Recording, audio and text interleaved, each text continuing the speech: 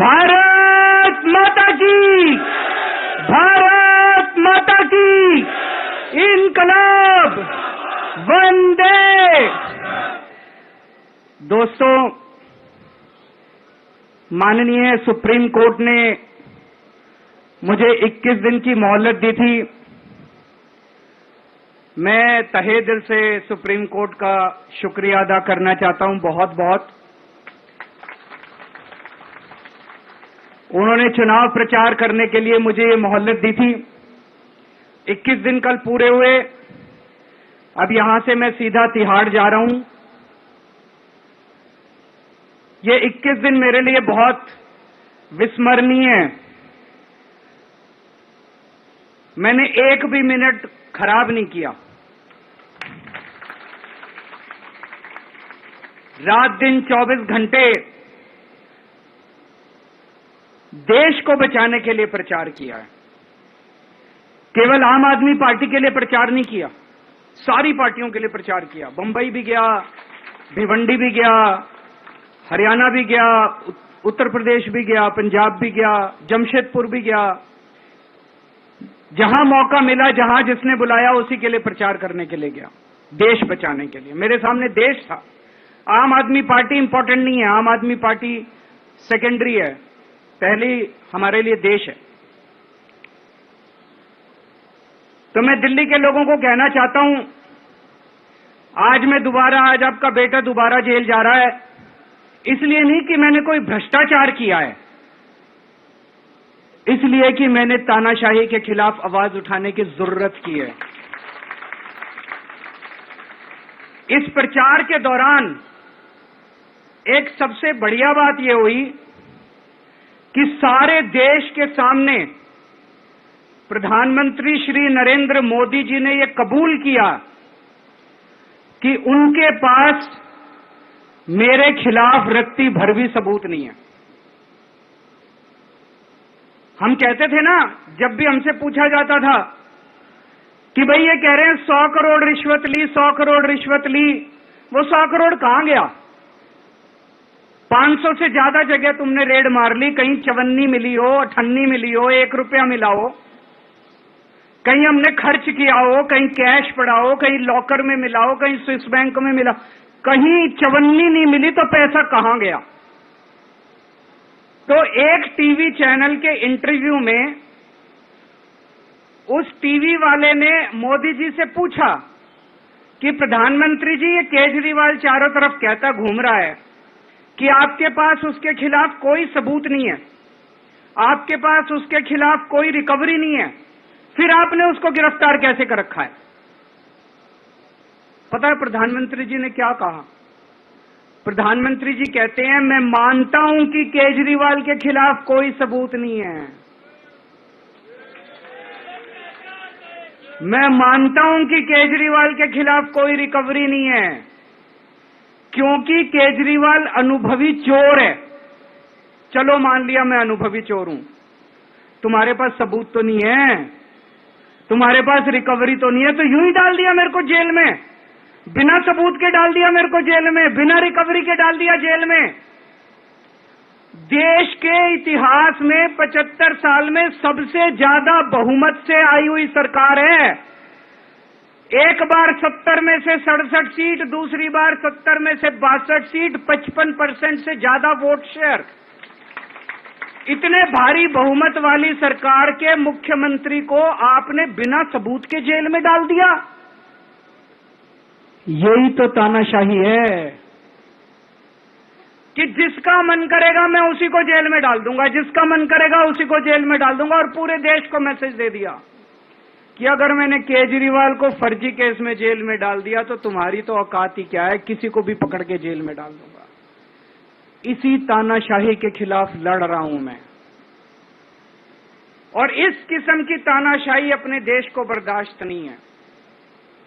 भगत सिंह ने कहा था ना कि जब सत्ता तानाशाही हो जाए तो जेल जिम्मेदारी बन जाती है, सबकी जिम्मेदारी है जेल में जाना, इसके खिलाफ आवाज उठाना।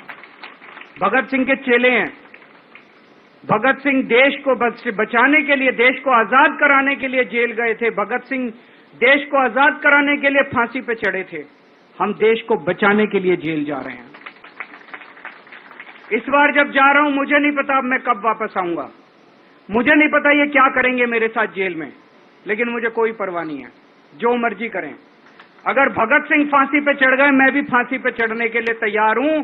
मेरे शरीर का एक एक कतरा इस देश के लिए है, मेरे शरीर के खून की एक एक बूंद इस देश के लिए है, मेरे जीवन का एक एक पल देश के लिए है।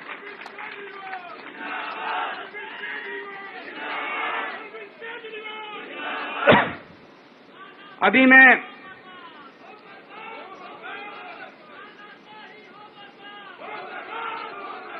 मैं अभी राजघाट गया था सभी साथियों के साथ।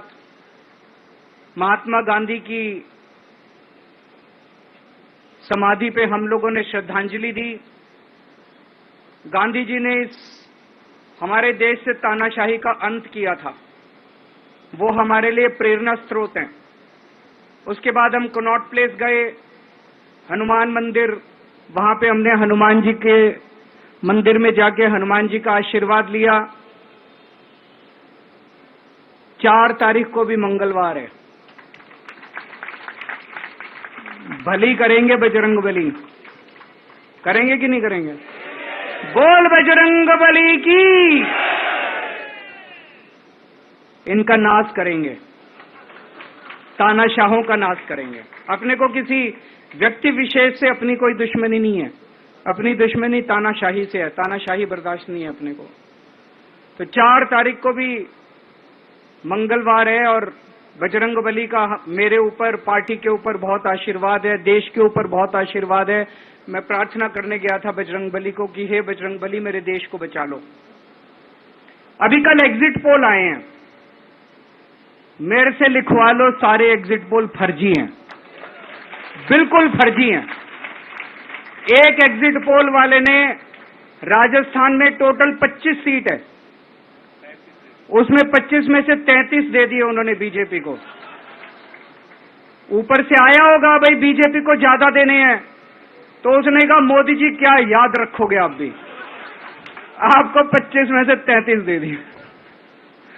तो पूरा का पूरा फर्जी है, पूरा एग्जिट पोल फर्जी है। लेकिन असली मुद्दा ये है, इनको गिनती से 3 दिन पहले फर्जी एग्जिट पोल कराने की क्या जरूरत थी, ये समझने वाली बात है। मेरे को भी समझ नहीं आया, कई सारे लोगों की कई सारी बातें चल रही हैं। एक ये चल रहा है कि इन्होंने मशीनों का घोटाला कर दिया, लेकिन मैंने संदीप पाठक को भी बोला है और मैं सारे इंडिया गठबंधन की पार्टियों को बोलना चाहता हूं, अपने अपने काउंटिंग एजेंट को बोल दो, पूरी तरह से सतर्क रहे। आखिरी तक अगर हार भी रहे हैं तब भी उठ के ना आए। कई बार क्या होता है, 1 राउंड में, 2 राउंड में, 3 राउंड में हार गए तो उठ के चले जाते हैं, उठ के नहीं जाना। सबसे लास्ट में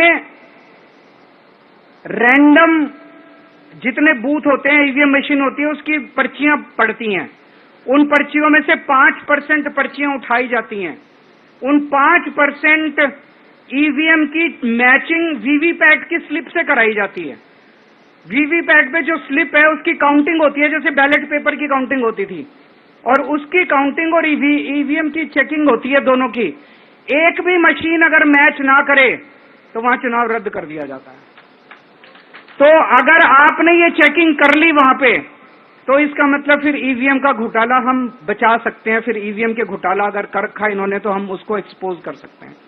तो सब लोगों ने लास्ट तक रुक के, आपका कैंडिडेट हार भी रहा है तब भी आखिरी तक रुक के आपको ये ईवीएम की चेकिंग करा के आनी है, ईवीएम और वीवीपैट की मैचिंग करा के आनी है। एक थ्योरी ये चल रही है कि इन्होंने इतना ज्यादा सीटें इसलिए दिखाई क्योंकि इनके लोगों ने शेयर मार्केट में इन्वेस्ट कर रखा है, और कल जब शेयर मार्केट खुले तो बम्पर होगा, तो ये अपने शेयर बेच बाच के अब खुद तो निकल लेंगे। बाकी एक थ्योरी ये चल रही है कि अफसरशाही पे दबाव डालने के लिए अगले 3 दिन में अफसरों से उल्टे सीधे काम कराने के लिए एक माहौल बना दिया गया।